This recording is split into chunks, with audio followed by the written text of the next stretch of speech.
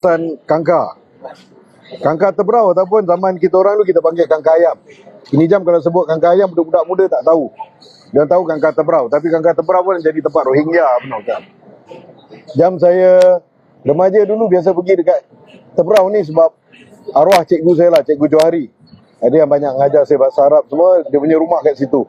Biasa kalau cuti kita melepak rumah dia, raya kita datang rumah dia. Kadang kalau dia balik kampung pun kita tolong jagakan rumah dia. Jadi bila datang semula kat kangkar ayam, itu jamnya nama. Tapi sekarang orang panggil kangkar tebrau lah. Kangkar tebrau dia agak nostalgia sikit. Jadi kita sempat pergi kat sungai. Sungainya nampak dah semakin kecil. Tapi dalamnya pun masih dalam lagi lah. Itu masih problem untuk orang yang tinggal kat situ. Bila hujan lebat, air pasang naik, itu memang berdentum lah. Dia punya apa tu?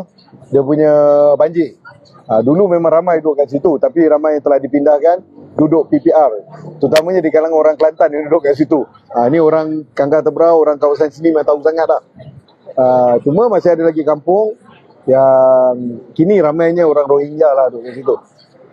Tapi yang menarik berkaitan Tok Kong. Tok Kong pertama saya pergi kat kawasan Tebrau, umurnya 188 tahun.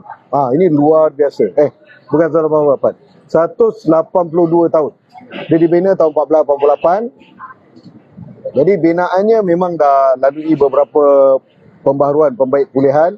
Yang terakhir tahun 69 sampai sekarang. Tapi dia masih simpan beberapa relik daripada ratusan tahun itu. Dia lebih 180 tahun. Antara yang kita kat situ ialah dia punya serpihan gong dia. Saya sempatlah ketuk tadi. Ini bukan ketuk apa-apa upacara, bukan. Just nak rasa feel bunyi benda yang dah ratusan tahun. Tak apa, tak kena sampuk insya-Allah. Ada yang nak tanya kena sampuk lah apa ni. Tak ada. Kemudian dia punya gendang pun dah berapa puluh tahun. Dia punya dia punya macam ada semacam perhiasan dia. Kerana tiang seri dia itu memang dah 100 lebih lah. Memang nostalgik betul. Bila kita pergi kat situ kita dapat rasakan, wah ini subhanallah.